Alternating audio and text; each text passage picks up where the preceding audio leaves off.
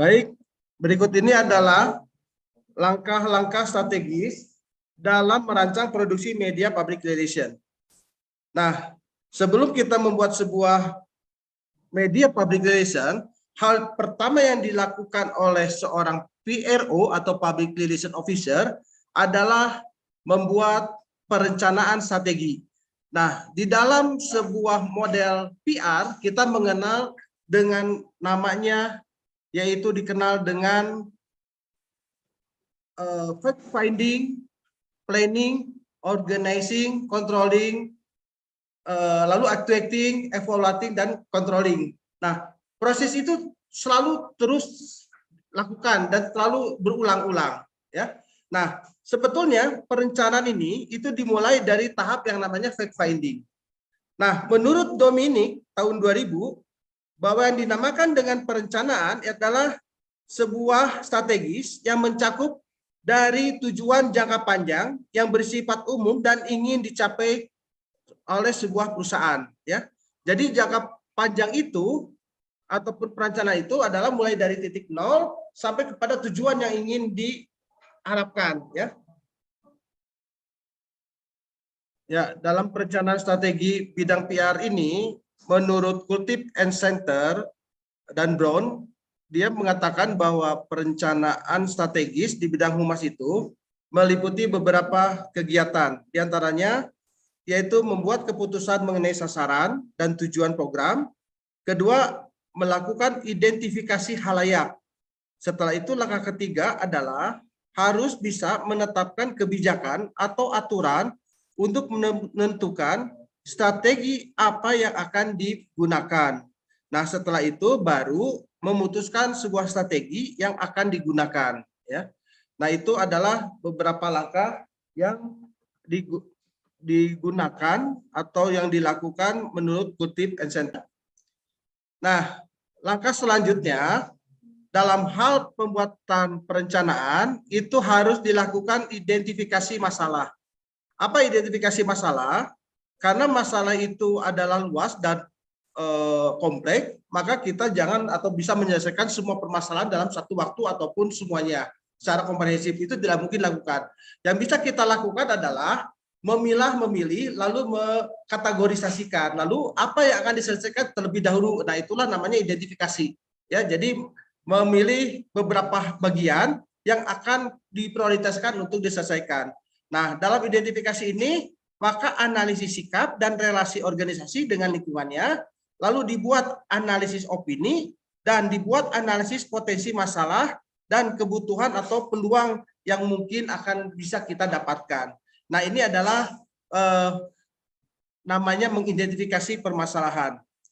Nah, jika dilihat dari peta relasi sebuah organisasi atau di dalam sebuah perusahaan, maka organisasi itu dia tidak bisa berdiri sendiri. Artinya ada beberapa pihak baik internal maupun eksternal yang sangat berpengaruh terhadap lembaga kita.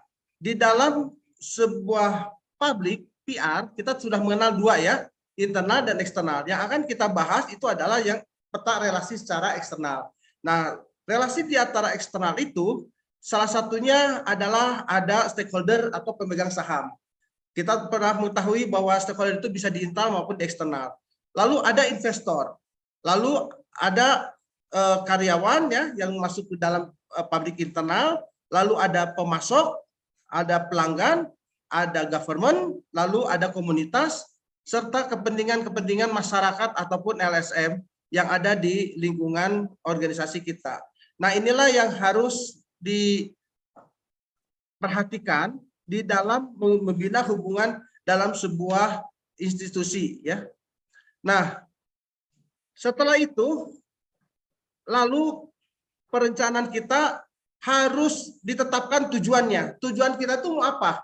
Setiap perusahaan atau organisasi pasti tujuannya itu adalah ingin mencapai apa? Keuntungan, profit. Tidak ada perusahaan ataupun lembaga yang ingin mencari rugi ataupun hanya sekadar menghabiskan uang, ya. Semua pun harus pasti mencari keuntungan. Kenapa?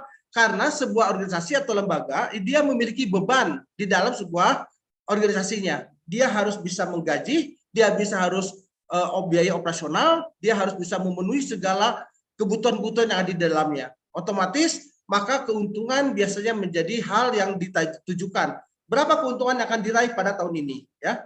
Nah, setelah menetapkan tujuan, yaitu merupakan tujuan yang ditetapkan merupakan upaya penyelesaian masalah yang dihadapi. Artinya dalam sebuah tujuan itu pasti ada dimensi penyelesaian masalahnya. Maksudnya adalah setiap tujuan itu ideal, tetapi apakah semua itu bisa tercapai dengan mudahnya? Tentu tidak. Di dalam pencapaian itu pasti ada namanya liku, lika, laki, langta, kalaku, laku. Ya. Nah, bukan itu maksudnya, tetapi liku-liku yang bisa menjadi kerikil-kerikil di dalam sebuah berjalannya organisasi dalam mencapai tujuan tersebut. Nah, inilah yang harus diantisipasi atau diwaspadai kira-kira apa yang nanti akan muncul. Nah, 2 tahun yang lalu tidak ada satu organisasi atau lembaga bahkan negara yang bisa memprediksi peristiwa musibah COVID-19 ini. Akhirnya semua belum siap, semua perekonomian bukan di negara kita saja tapi dunia semua drop. Kenapa? Karena kita ingin sehat. Karena kalau kita tidak sehat, kita meninggal, kita konyol, nanti apa yang bisa dilakukan? Akhirnya yang menjadi prioritas utama 2 tahun yang lalu itu adalah menjaga kesehatan. Kalau bisa menghindari dari penyakit, ya, terutama musibah COVID-19, ya. Nah, akhirnya semuanya berubah tujuan itu yang sudah ditetapkan. Bahkan semua kegiatan itu dilakukan secara online, termasuk tidak terlepas dari yang kita lakukan juga belajar mengajar dilakukan secara online, ya. Nah, baik, kembali lagi kepada tujuan tadi, maka oleh sebab itu kita sebagai humas di dalam sebuah organisasi pasti memiliki tujuan, ya. Tujuan humas itu harus berdasarkan kepada tadi yang namanya adalah riset. Riset itu adalah merupakan fact finding dari riset yang ditemukan sebelumnya. Nah, jadi tujuan kita harus sesuai dengan hasil riset. Jadi bukan hanya angan-angan ataupun capaian-capaian yang tanpa ada kalkulasi angka yang akan diraihnya. Nah, maka disinilah pentingnya antara hasil riset dengan tujuan humas harus ada sinkronis. Apa saja? Satu, misalnya ada sebagian khalayak itu masih belum mengetahui keberadaan perusahaan kita. Artinya perusahaan kita belum dikenal oleh masyarakat. Lalu apa yang menjadi prioritas tugas ataupun pekerjaan humas? Maka tujuan humas harus ditetapkan bahwa kita harus bisa memperkenalkan perusahaan kepada masyarakat. Cantumkan itu dulu pertama, ya. Lalu ketika hasil riset mengatakan sebagian besar halayak atau pengguna konsumen kita belum memahami manfaat produk, tapi dia tahu ada produk kita, maka buatlah tujuan humas, yaitu bahwa fungsi dari PR nanti tentu pasti menggunakan media, yaitu harus bisa to educate atau mendidik para pengguna atau konsumen agar mereka bisa lebih efektif dan mengerti dan bisa memanfaatkan produk. Tidak sedikit dari kita mengetahui produk, tetapi ketika kita perkenalkan ataupun kita beri, pasti mereka memilih yang lain. Contoh saja misalnya, saat ini saya tanya, air minum ketika saudara beli di warung, pasti Anda bilang apa? Aqua. Tapi ketika diberi merek yang lain, misalnya Fit ataupun yang lain, Anda mau tidak? Mau. Kenapa? Karena saudara belum masuk pada pendidikan penggunaan konsumen agar mereka efektif dan mengerti manfaat produk. Apakah merek Aqua dengan yang lain itu sama? Tentu berbeda. Tetapi karena pengetahuan kita yang penting hanya sekedar melepaskan dahaga, maka kita mau apa saja yang minum. Tetapi kalau misalnya pelanggan itu bukan hanya sebagai pelanggan, tapi dia menjadi, konsumen itu bukan hanya sebagai konsumen, tapi menjadi pelanggan, maka ketika dia diberi produk yang lain dari yang kita kenalkan, maka dia tidak akan mau memilih produk itu, tetapi dia akan tetap memilih produk yang dia sebutkan, inginkan. Ya, contoh saja misalnya di sini, saudara misalnya yang remaja putri itu memiliki untuk penampilan yang lebih fresh, pasti menggunakan kosmetik ya.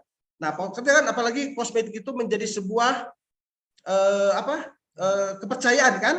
Ketika saudara misalnya memilih produk misalnya Viva, nggak tahu si Viva masih ada nggak sekarang? Ada ya. Lalu ada yang baru misalnya apa? Mirgodah, Wardah. Wardah ya. Wardah. Apakah saudara mau menerima begitu saja? Tentu tidak mau, berubah kan? Nah, inilah ada tahu produknya Wardah, tapi ada tidak mau mencoba. Maka disinilah pada tahap ketiga, yaitu apa? Khalayak belum mengetahui bahwa perusahaan itu menghasilkan produk baru atau kegiatan baru. Nah, disinilah maka untuk mengubah citra perusahaan di mata khalayak karena adanya produk atau kegiatan baru. Ya, nah inilah yang harus dibuat. Bagaimana caranya? Nah, ini adalah salah satu brand dulu. Bagaimana membuat sebuah kegiatan di dalam sebuah perusahaan. Nah, keempat, yaitu menunjukkan bahwa pegawai yang direkrut sebelumnya bukanlah orang terbaik. Maka tetapkan pada tujuan humas bahwa tujuan humas itu bisa meningkatkan bobot bibit bebet dari kualitas para calon pegawai. Kenapa? Karena pegawai itu sangat penting dalam melaksanakan roda kegiatan humas, ya. Karena dia bekerja bukan hanya sehari 2 hari atau sebulan 2 bulan, tapi selamanya dia kalau bisa. Kenapa? Disinilah bedanya kegiatan public relation dengan yang namanya marketing. Kalau marketing, saudara hanya pada aspek target yang dicapai. Tapi kalau PR, apakah target? Tidak. Tetapi apa? Kegiatan komunikasi yang senantiasa dilakukan secara kontinu, terus-menerus, dan selalu berputar. Ya, dan tidak ada hentinya. Ya, jadi makanya disinilah pentingnya meningkatkan kualitas para pegawai. Baik, yang kelima, yaitu khalayak belum mengakui perusahaan itu sebagai perusahaan berkualitas. Maka tujuan dari PR harus ditetapkan. Bagaimana bisa menyebarluaskan cerita sukses perusahaan kepada masyarakat untuk mendapatkan legitimate atau pengakuan ataupun penghargaan, apresiat agar kita itu diakui oleh masyarakat. Oleh sebab itu, kerap kali pekerjaan kita itu bertolak belakang dengan apa yang kita berikan, itu dengan apa harus orang tidak mengetahui, ya. Atau istilahnya tangan kanan memberi, tangan kiri nggak usah tahu. Kalau humas tidak, tangan kanan memberi, tangan kiri harus berkuar-kuar memberitahu, ya. Bukan tujuan adalah untuk cari sombongan, bukan tujuan untuk mencari keangkuhan ataupun kita menjadi orang ramah, tapi tujuannya adalah bagaimana menciptakan atau cerita sukses kepada orang lain agar kita dikenal, ya, seperti itu. Nah, cuma niatnya sajalah mungkin ya yang harus diperbaiki. Baik, selanjutnya. Di dalam hasil riset itu terjadi kesalahpahaman. Jika misalnya nanti temuannya seperti itu. Lalu ada kesanksian, bahkan ada ancaman dari khalayak sehubungan dengan telah terjadinya sebuah krisis dialami sebuah perusahaan. Nah, maka harus ditetapkanlah bahwa tujuan humas itu bahwa kita harus bisa memperbaiki hubungan antara perusahaan dengan khalayak.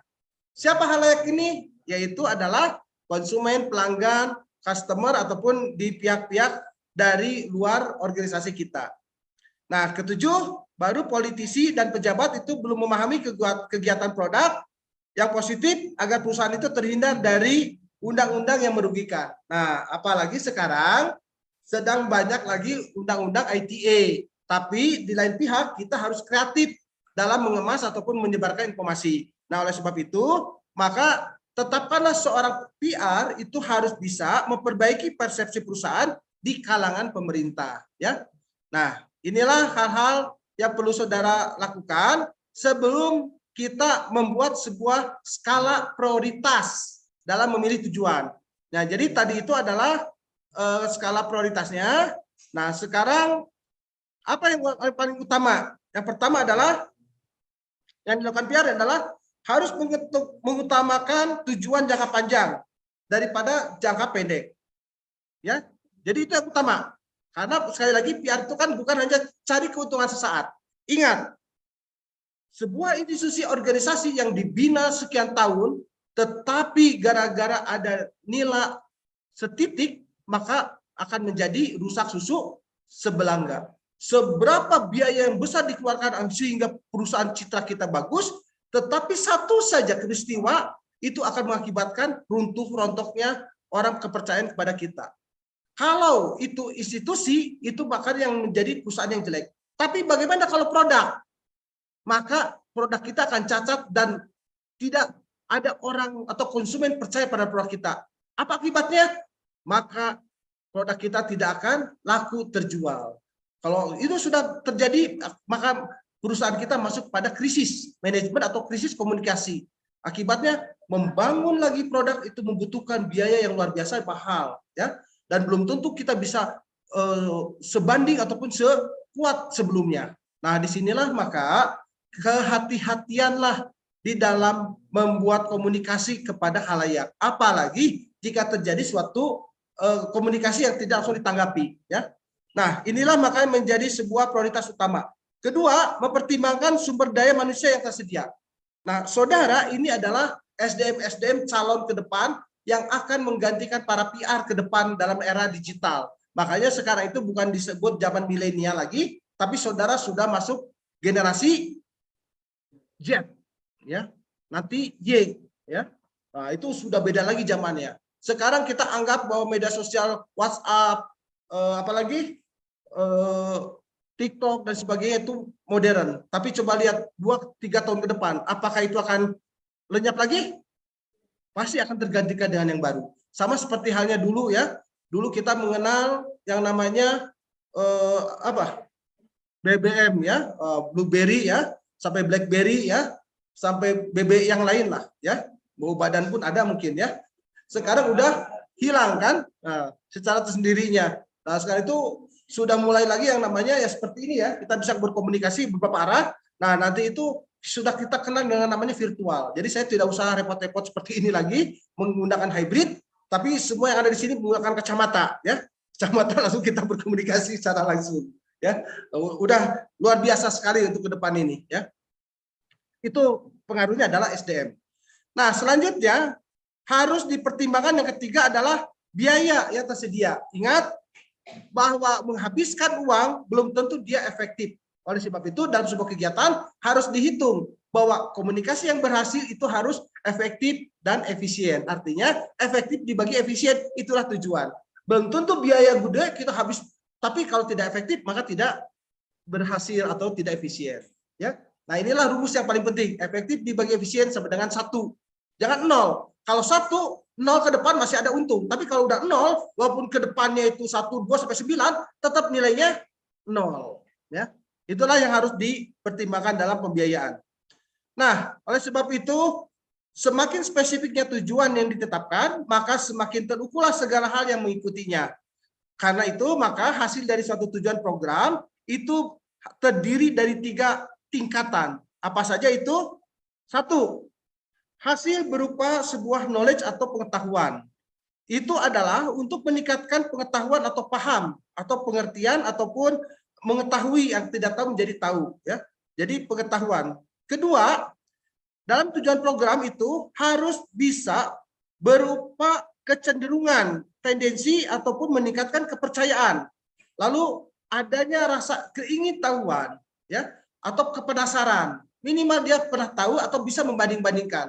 Jadi tidak lagi kepercayaan di orang itu tidak bisa dirubah ataupun dia selalu confident, ya, tidak mau menerima perubahan dari luar. Nah, tugas PR inilah yang harus bisa meyakinkan. Dengan cara apa? Tentu dengan komunikasi secara persuasif, tidak koersif. Apalagi dengan paksaan yang kekerasan dan sebagainya, ya. Tetapi dengan pengetahuan, dengan persuasif, dengan informasi, makanya informasi harus diberikan secara seimbang. Nah, baru terakhir adalah hasil berupa tingkah laku, yaitu agar khalayak itu bisa mengubah kebiasaan sehingga bisa dia membeli, menggunakan dan sebagainya. Baik, yang kedua yaitu menentukan audiens. Setelah tujuan baru menentukan audiens sasaran. Siapa sasaran kita? Nah, rencana pemasaran suatu perusahaan itu memberikan informasi kepada perencanaan media siapa targetnya. Pertanyaan penting yang harus dijawab pada tahap penentuan audiens adalah sebagai berikut. Satu adalah siapa yang menjadi audien atau target audien. Dengan media saat ini, apakah audien itu sudah tersegmentasi? Sudah secara otomatis. Beda dengan tahun 2000, tahun 90-an. Kenapa? Karena semua media itu semua pada tuju pada hal-hal yang besar saja, yaitu pada televisi, radio, majalah, dan surat kabar. Sedangkan pengguna media tersebut itu apakah satu segmen? Kan tidak. Tetapi dengan media sosial sekarang, apakah pada remaja itu pada nonton televisi? Sudah tidak lagi. Yang nonton TV itu cuma ABG, angkatan babe gue. Ya, yang lainnya sudah tidak mau lagi. Semua sudah tersegmen kepada beberapa media yang digunakan. Contoh saja misalnya media sosial itu sudah tersegmen lagi. Coba perhatikan yang generasi Z. Apakah masih menggunakan Facebook? Sudah tidak. Yang masih menggunakan Facebook walaupun dia terbesar di dunia itu adalah generasi milenial. Milenial itu adalah yang usianya di antara 40 sampai 50. Sedangkan yang 30 itu sudah jarang menggunakan Facebook. Dia lebih kepada privasi kan, yaitu Instagram.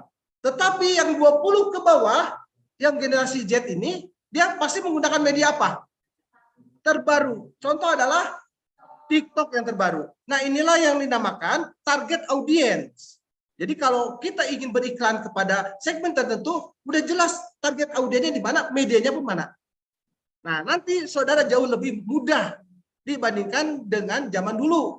Nah, bahkan sekarang dengan zaman media sosial pun, saudara bisa mengetahui antara umur yang satu dengan umur yang lain, walaupun sama-sama umur yang sama, tetapi memiliki kebiasaan ataupun hobi yang berbeda. Itu bisa teridentifikasi. Dari mana?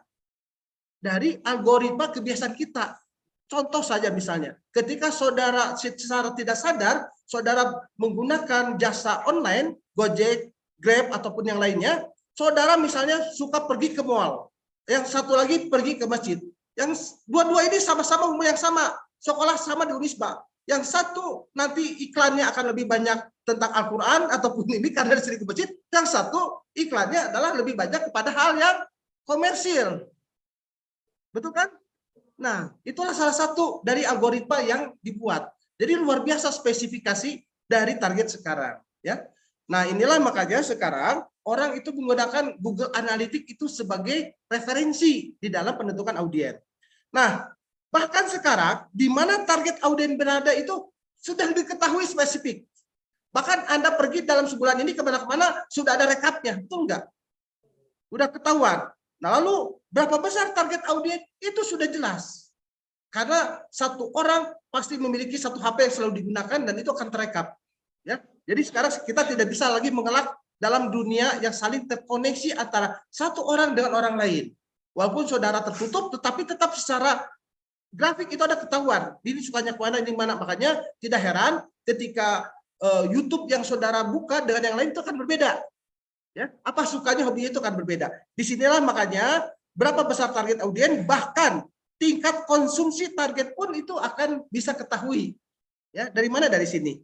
Nah, lalu bagaimana kinerja merek bersangkutan antara satu wilayah dengan wilayah yang lain pun akan lebih ketahuan. Ya, nah inilah analisis yang nampaknya sekarang jauh lebih mudah. Jadi nanti saudara selain nanti buat produk, tapi buat dulu proposal untuk analisis seperti ini.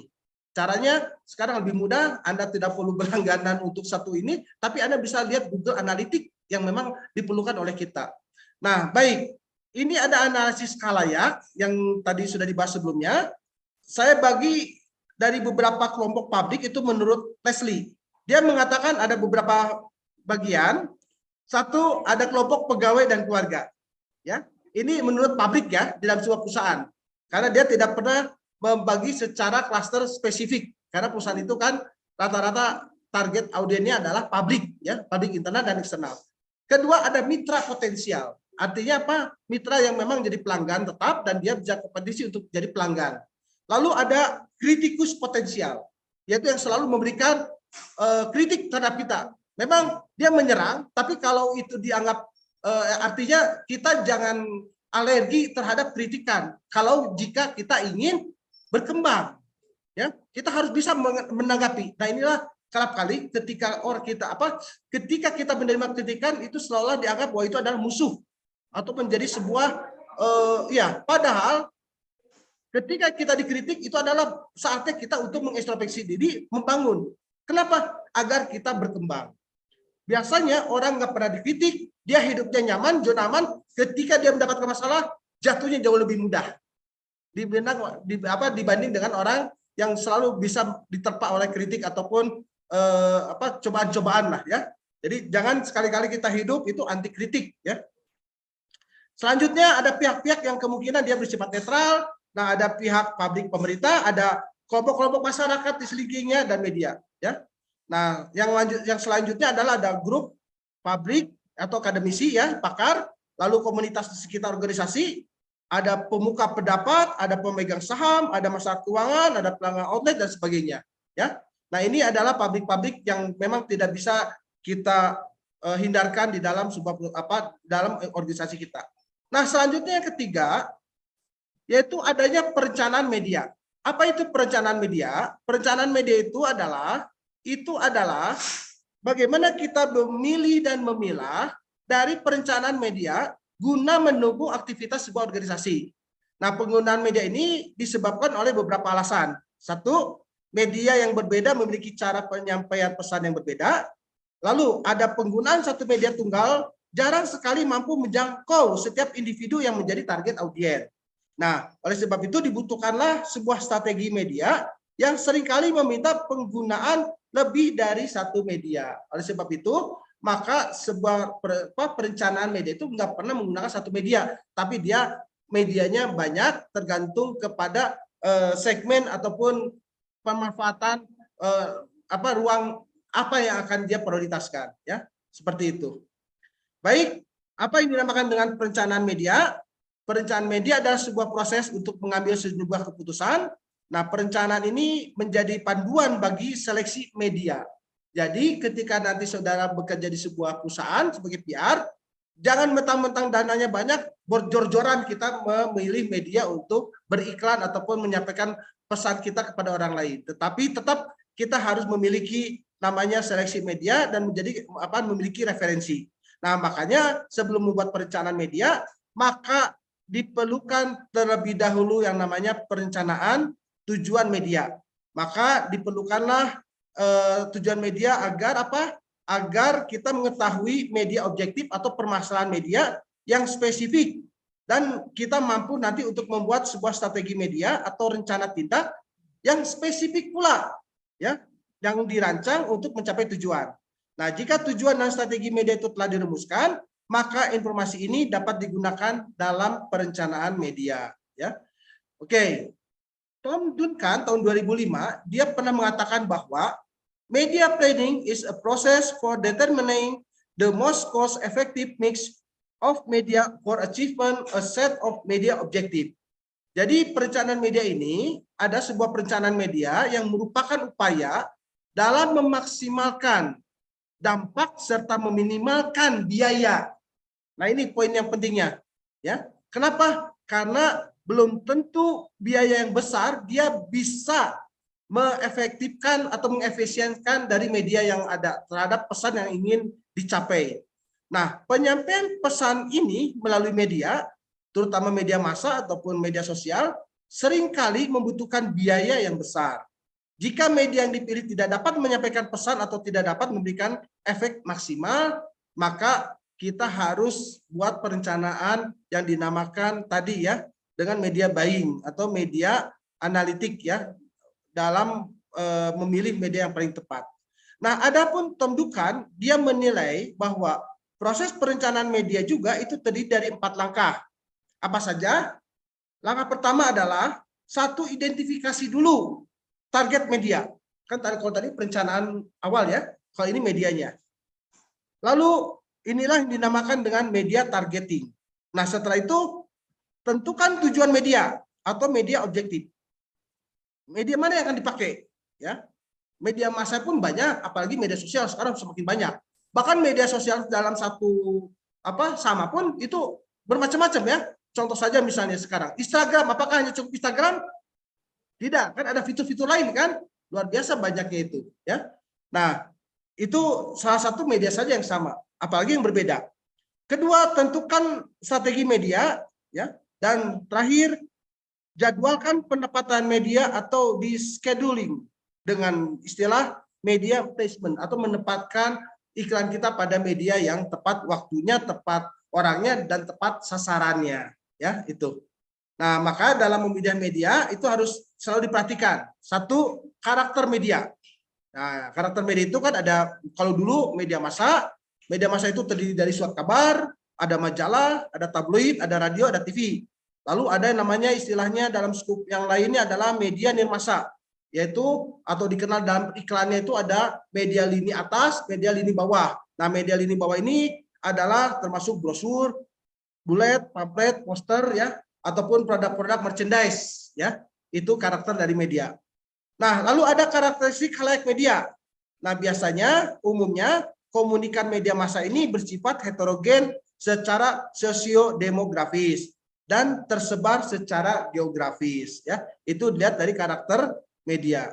Nah, yang keempat adalah evaluasi adalah dari tahapan manajemen komunikasi yang ada di dalam perencanaan media ini. Apa saja evaluasi itu? Evaluasi itu adalah sebuah proses penilaian berdasarkan hasil dan tujuan yang diinginkan dengan metode tadi. Satu, riset kualitatif. Kedua, ada riset kuantitatif. Ketiga, ada yang namanya analisis isi. Keempat, atau monitoring media, ya. Nah, baru keempat pada statistik distribusi dan sirkulasi. Nah, saat ini statistik distribusi dan sirkulasi itu sangat detail dan sangat cepat sekali yang digunakan dengan Google Analytics, ya. Jadi cepat sekali sekarang dalam ininya. Bahkan itu menjadi sebuah pekerjaan tersendiri, ya, di zaman sekarang ini. Nah, definisi evaluasi itu sendiri adalah sebuah kegiatan untuk mengumpulkan informasi tentang cara bekerjanya sesuatu. Selanjutnya informasi tersebut itu digunakan untuk menentukan alternatif yang tepat dalam mengambil keputusan.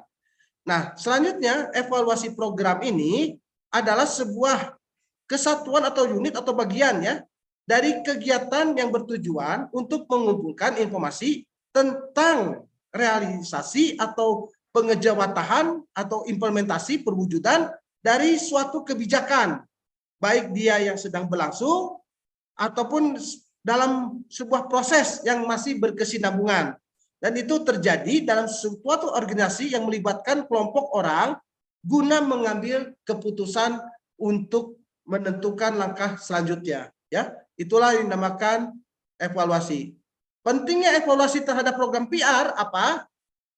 Pertama, dengan adanya evaluasi terhadap program, maka praktisi PR perusahaan itu bisa mempertahankan program PR dengan menunjukkan nilai program PR bagi perusahaan.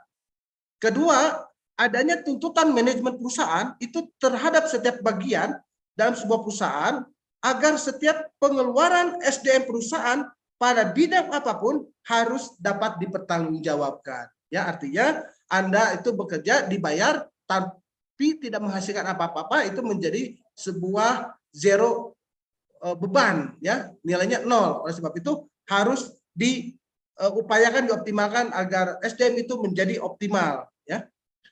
Itulah kurang lebih tentang bagaimana pentingnya program PR dan itu menjadi satu kesatuan dari kegiatan public relation ini.